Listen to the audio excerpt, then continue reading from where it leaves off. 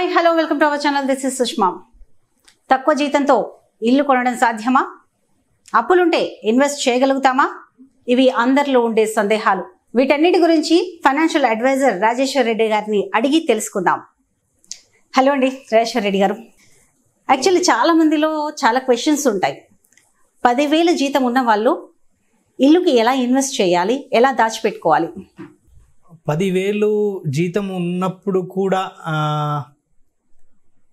ఇల్లు తీసుకోవాలి, దాచుకోవాలి అనే ఆలోచన వచ్చింది చూడండి, అది 100% చాలా మంచి ఆలోచన. బట్ దానికి ఇంకో యాంగిల్ కూడా ఉంది. 10,000 జీతం స్టార్ట్ కాగానే ఇల్లు గురించి ఆలోచించినప్పుడు వేరే ఫైనాన్షియల్ గోల్స్ కూడా ఆలోచించి ఇల్లు గురించి కూడా ఆలోచిస్తే మంచిదే. కానీ 10,000 జీతం ఉండి ఓన్లీ ఇల్లు అనే గోల్ ఉంది చూడండి, అది తప్పైపోతుంది. ఎందుకంటే మనకు పేరెంట్స్ ప్రెషర్ అనుకోండి, మనకు ఇవన్నీ మనము స్కూల్లో కాలేజ్లో చదువుకోలేదు. సో మనం 10,000 జీతం ఉన్నప్పుడు సేవింగ్స్ చేద్దాము అనే ఆలోచన రావడం మంచిది. దాంతోపాటు మనము వేరే ఫైనాన్షియల్ గోల్స్ కూడా, సే ఫర్ ఎగ్జాంపుల్ 10,000 జీతం ఉంది అని అన్నప్పుడు ఆ పర్టికులర్ పర్సన్ మేబీ ఒక 25 years ఏజ్ అతను అయి ఉంటాడు. సో అతనికి ఇంకో 1-2 yearsలో మేబీ మ్యారేజ్ అవుతుంది, పిల్లలు ఉంటారు. సో ఈ పిల్లల ఎడ్యుకేషన్ అనుకోండి, అతని రిటైర్మెంట్ అనుకోండి, వీటన్నిటికి కూడా ప్రాధాన్యత ఇవ్వాలి, ఇంపార్టెన్స్ ఇవ్వాలి వాటికి. సో వాటికి ఇంపార్టెన్స్ ఇస్తూ ఈ ఇంటికి కూడా ప్లాన్ చేయొచ్చు.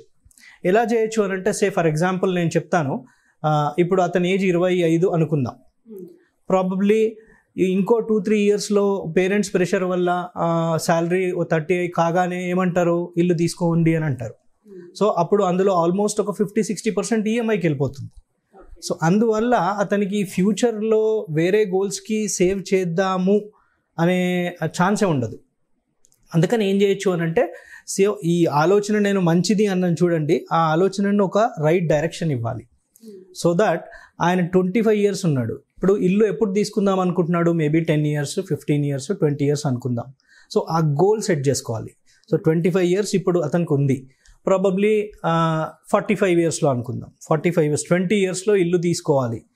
ఒక 2-3 yearsలో ఇల్లు తీసుకుంటే 20 years హోమ్ లోన్ అది కంటిన్యూస్గా కడుతూనే ఉండాలి. సో ఒక 1 crore హోమ్ లోన్కి మనము 2 crore కడతాం, ఏది ఈఎంఐ రూపంలో.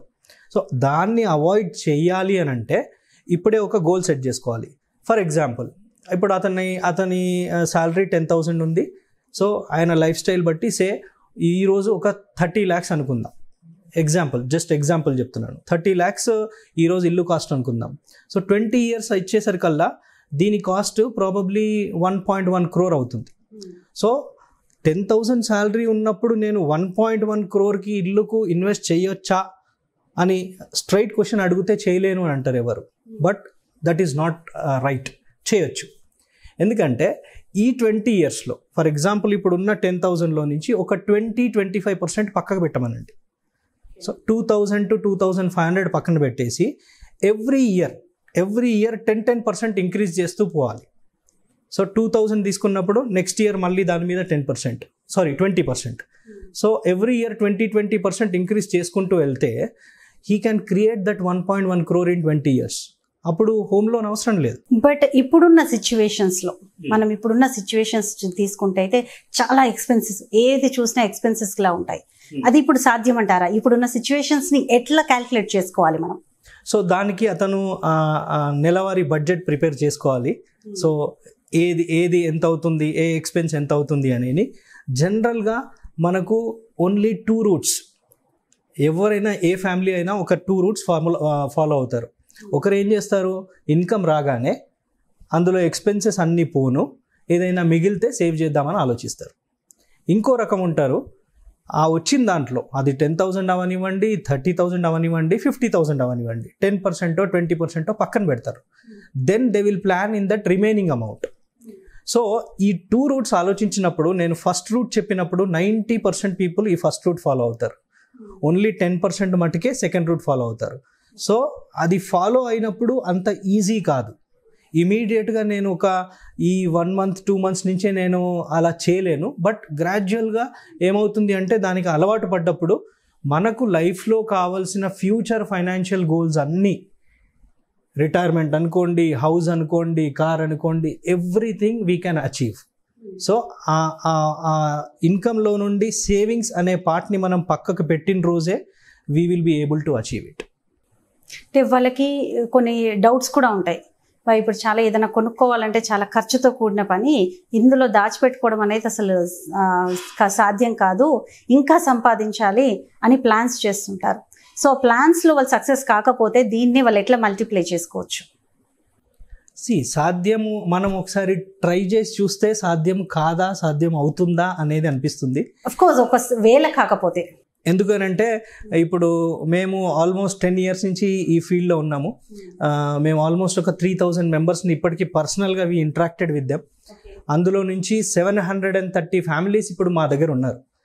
వాళ్ళు కూడా ఫస్ట్ స్టార్టింగ్లో ఈ మాట అన్నారు, మేము సేవ్ చేయగలమా లేదా అని. బట్ ఈ 10 yearsలో వాళ్ళ ఇన్వెస్ట్మెంట్స్కి వచ్చిన ప్రోగ్రెస్, వాళ్ళు సేవింగ్స్ చేసే తీరు ఎంటైర్ ఇట్ ఈస్ చేంజ్డ్. ఎందుకంటే మనము మన లైఫ్లో మన గోల్స్కి లాస్ట్ ప్రయారిటీ ఇస్తాం. సో దాన్ని చేంజ్ చేయాలి. సో తక్కువ జీతమా ఎక్కువ జీతమా అనేది ఇక్కడ కాన్సెప్ట్ కాదు. ఎవరైనా సేవ్ చేయొచ్చు, ఎవరైనా గోల్స్ అచీవ్ కావచ్చు. ఇప్పుడు మనం చూసుకుంటే ఒకవేళ మన చేతిలో కనుక డబ్బులుంటే అప్పులు తీర్చడం మంచిదా లేదంటే ఇన్వెస్ట్ చేయడం మంచిదా? అప్పులు 2 రకాలుగా ఉంటాయి. అప్పులు ఒక అప్పు అది ఎక్కువ ఇంట్రెస్ట్ రేట్తో పెరుగుతూ ఉంటుంది, ఇంకొక అప్పు తక్కువ ఇంట్రెస్ట్ రేట్తో పెరుగుతుంది. ఫర్ ఎగ్జాంపుల్, ఎక్కువ ఇంట్రెస్ట్ రేట్తో పెరిగే అప్పు క్రెడిట్ కార్డ్ అప్పు, తక్కువ ఇంట్రెస్ట్ రేట్తో పెరిగే అప్పు హౌస్ లోన్. హౌస్ లోన్ కూడా అప్పే, అది క్లియర్ అయ్యే వరకు మనకు అప్పే. సో ఇప్పుడు ఫస్ట్ క్రెడిట్ కార్డ్కి వద్దాం. క్రెడిట్ కార్డ్ ఇంట్రెస్ట్ సపోజ్ నేను ఇప్పుడు ఒక మంత్ కట్టలేదు అని అంటే అది 15-20% చొప్పున పెరుగుతూ ఉంటుంది. సో నేను నా దగ్గర ఒకవేళ అమౌంట్ ఉండి నా దగ్గర క్రెడిట్ కార్డ్ అప్పు ఉంది అని అంటే ఇమీడియట్గా ఆ క్రెడిట్ కార్డ్ అప్పును క్లియర్ చేయడమే బెటర్.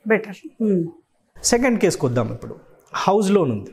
హౌస్ లోను ఇదివరకు 9.7%, 10% రేంజ్లో ఉండేది, ఇప్పుడు 7%కి వచ్చేసింది. కొంతమంది ఏం చేస్తారంటే ఇల్లు తీసుకుంటారు, 20 years కానీ హౌస్ లోన్ ఉంటుంది. ఒక 3-4 years కాగానే నేను కట్టిన దాంట్లో నా ప్రిన్సిపల్ అసలేమీ తగ్గలేదు, అంత ఇంట్రెస్ట్కే వెళ్తుంది అని, ఆర్ఎల్స్ ఇంకొంతమంది 10 years దాటిన తర్వాత ఇంకో 10 years కట్టాలి, ఎందుకు ఇప్పుడు క్లియర్ చేస్తాను, ఇలా అంటుంటారు. Different situations. బట్ అది హౌసింగ్ లోన్ ఎంత పెరుగుతుంది? 7% చొప్పున ఉంటుంది మన అప్పు. బట్ అదే అమౌంట్ మనకి ఇన్వెస్ట్ చేయడానికి 12%, మోర్ దెన్ 10% ఎక్కడైనా వేరే ఇన్స్ట్రుమెంట్ ఉంటే అక్కడ ఇన్వెస్ట్ చేసుకోవడం better. So housing loan clear చేయకుండా ఈఎంఐ రూపంలోనే కట్టుకుంటూ వెళ్తే మన దగ్గర ఉన్న అమౌంట్కి మనం జస్టిఫికేషన్ చేసినట్టు. ఓకే, అదర్ లోన్స్ అయితే ఎట్లా ఉంటుంది? ఇప్పుడు కార్ లోన్ అట్లాంటి లోన్స్ అయితే ఎలా ఉంటుంది? కార్ లోన్స్ జనరల్గా కార్ లోన్లో ఏమంటారు అంటే ఫస్ట్ కార్ తీసుకుంటారు, తర్వాత అప్ క్లియర్ చేస్తానంటారు, మళ్ళీ 3-4 years కాగానే ఇంకో కార్ తీసుకుంటారు. సో ఇది రెగ్యులర్ సైకిల్. కరెక్ట్గా ఒక పర్సన్ది మనము టోటల్ బడ్జెటింగ్ అంతా చేసుకుంటూ వెళ్తే 3 years కాగానే మళ్ళీ ఇంకో కార్ అంటాడు, అది కాగానే మళ్ళీ ఇంకో కార్ అంటాడు. So that is becoming a regular expense. Car EMI అనేది మన ఎక్స్పెన్సెస్లో ఒక పార్ట్ అయిపోయింది. So let it run. ఎందుకనంటే మనము టోటల్ అమౌంట్ మొత్తం ఇచ్చి కార్ కొనే కంటే మనకు ఆ ఫెసిలిటీ వస్తున్నప్పుడు we can invest that amount in some other place, దాంతో ఎక్కువ రిటర్న్ జనరేట్ చేయొచ్చు. చాలా మంది ఏమనుకుంటారంటే సరే ఈ అప్పు కట్టొద్దు, హౌస్ లోన్ని పక్కన పెడదాము, ఇన్వెస్ట్ చేయాలి. కానీ ఎలా ఇన్వెస్ట్ చేయాలనేది వాళ్ళకి అర్థం కాదు. ఎలా ఇన్వెస్ట్ చేయాలి, అప్పు కట్టాలా ఇన్వెస్ట్ చేయాలా అనే ఒక డైలమాలో ఉంటారు.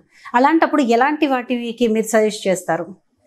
అప్పు కట్టాలా ఇన్వెస్ట్ చేయాలా అనే క్లారిటీ రావాలి అని అంటే ఫస్ట్ ఆఫ్ ఆల్ మన ఇన్కమ్ ఏంటి, మన ఎక్స్పెన్సెస్ ఏంటి, మన సేవింగ్స్ ఏంటి, ఆ సేవింగ్స్ ఎందుకు చేస్తున్నాం మనం. Say for example long term goals.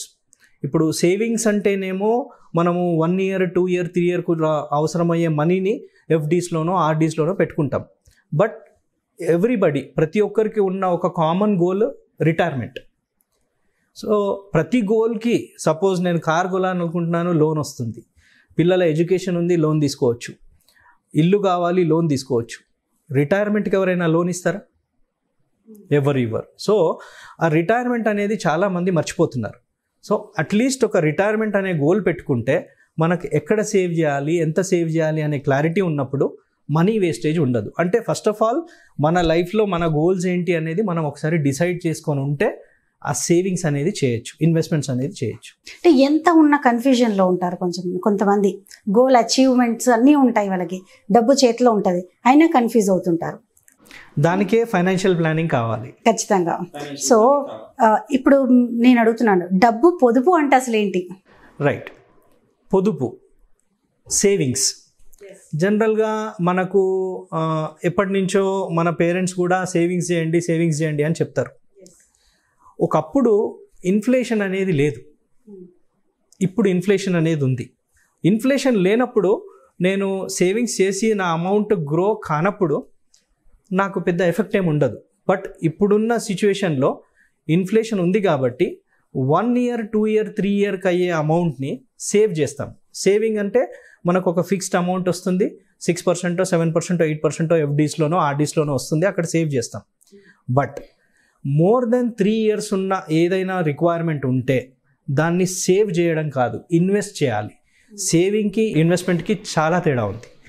సేవింగ్స్లో ఏంటంటే ఇన్ఫ్లేషన్ అనేది పెద్ద ఎఫెక్ట్ ఉండదు, బట్ ఇన్ఫ్లేషన్ వచ్చేసరికి చాలా తేడా ఉంటుంది. ఫర్ ఎగ్జాంపుల్ ఏంటి ఆ తేడాలు?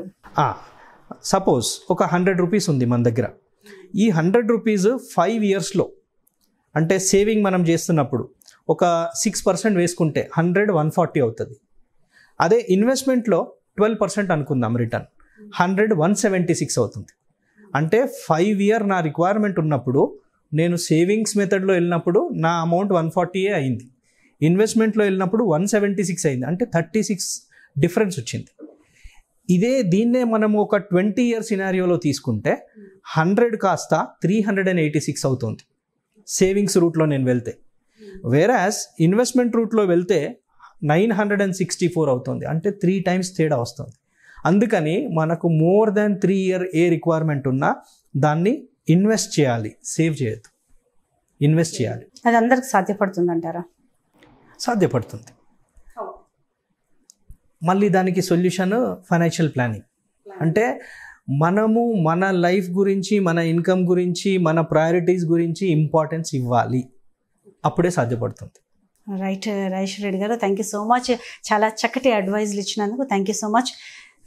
ఈ వీడియో కనుక మీకు నచ్చినట్టయితే లైక్ చేయండి, షేర్ చేయండి, సబ్స్క్రైబ్ చేయండి, కింద కామెంట్స్ చేయండి.